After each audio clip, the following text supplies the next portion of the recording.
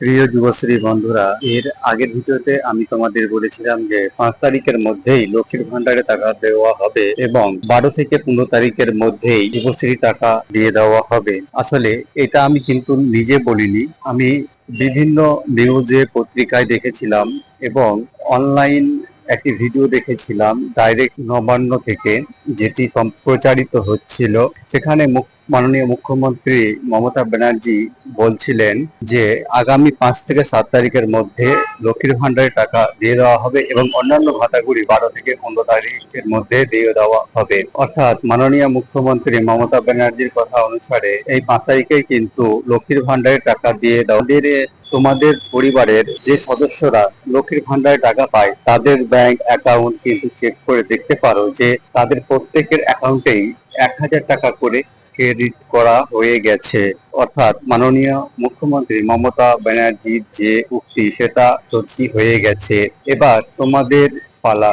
এবার এটাই দেখার যে তোমাদের যে প্রাপ্য টাকা 4 মাসের টাকা বাকি আছে সেটা দেওয়া হয় কিনা, অথবা তোমাদের সম্পূর্ণ টাকা না দেওয়া হলেও অন্তত 2 মাসের টাকা দেওয়া হতে পারে এই 12 থেকে 15 তারিখের মধ্যে। যদিও লক্ষ্মীর ভান্ডারের সাথে এই যুবশ্রী তুলনা করা যেতে পারে না, কেননা আমাদের রাজ্য সরকার লক্ষ্মীর ভান্ডারের টাকা কিন্তু বেশিরভাগ সময়েই টাইম বা টাইম দিয়ে দেয়, শুধু বাকি রাখে এই যুবশ্রী ভাতা।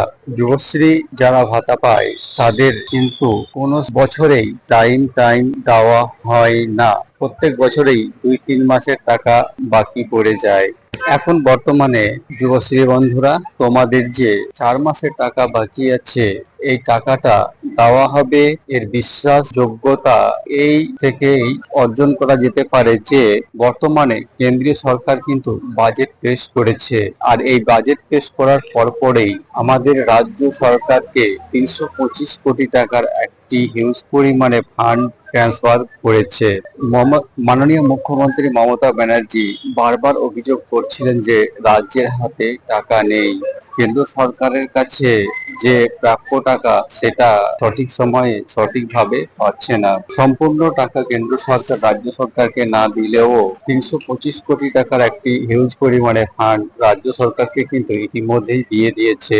অর্থাৎ রাজ্য সরকার এখন আর এই অভিযোগ করতে পারবে না যে ভাতা দেওয়ার জন্য যথেষ্ট পরিমাণে টাকা নেই। রাজ্য সরকারের হাতে যেহেতু একটি হিউজ পরিমাণে টাকা এসে পৌঁছেছে, তাই এটাই আশা করা যেতে পারে যে সামনে 12 থেকে 15 তারিখের মধ্যেই যুবশ্রীর ভাতা দিয়ে দেওয়া হবে, সঙ্গে অন্যান্য ভাতাগুলিও দিয়ে দেওয়া হতে পারে। আরেকটি বিশেষ কারণে এই টাকা দেওয়ার ব্যাপারে নির্ভরযোগ্য একটি আশা রাখা যেতে পারে, সেটা হচ্ছে যে এতদিন এমপ্লয়মেন্ট ব্যাংকের হেড অফিস, কলকাতার হেড অফিসে ফোন করলে কিন্তু ফোন রিসিভ করা হচ্ছিল না, ঘন্টার পর ঘন্টা এবং কি দিনের পর দিন ফোন করেও কেউ ফোন রিসিভ করছিল না, ফোনের ওপার থেকে কোনো জবাব আসছিল না। তবে সম্প্রতি এই 2-3 দিন থেকে কিন্তু ফোন করলে হেড অফিসে ফোন রিসিভ করা হচ্ছে। আমরা বেশ কয়েকজন মিলে আধ ঘন্টা ধরে ট্রাই করে প্রায় আধ ঘন্টা পরে আমাদের ফোন রিসিভ করেছিল কলকাতার হেড অফিসে, এবং তাদেরকে আমরা প্রশ্ন করেছিলাম টাকা দেওয়ার ব্যাপারে, এবং তারা ফোন রিসিভ করে আমাদের বলেছে যে এই মাসেই সম্পূর্ণ টাকা না হলেও অন্তত 2 মাসের টাকা মিটিয়ে দেওয়া হবে। তারা হয়তো 12 থেকে 15 তারিখ বা নির্দিষ্ট ডেট আমাদেরকে বলেনি, কিন্তু তারা এই কথাই আমাদের বলেছে যে এই মাসে অবশ্যই 2 মাসের টাকা, অন্তত 2 মাসের টাকা দিয়ে দেওয়া হবে।